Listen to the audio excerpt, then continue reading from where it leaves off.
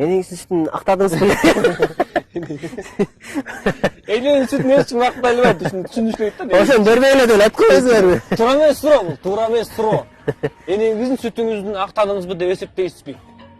Таптакыр туура эмес суроо. Анткени энеңиздин сүтүн сен эч качан актай албайсың. Бул дүйнөдө алтын алып келсең дагы, Меккеге жетелеп үстүңө көтөрүп барсаң дагы энеңдин сүтүн эч качан актай албайсың. Муну туура түшүнүш керек. Болгону энеңдин ыраазычылыгын алыш керек. Алдында ар дайым кызмат кылыш керек. Эмне сураса берип туруш керек.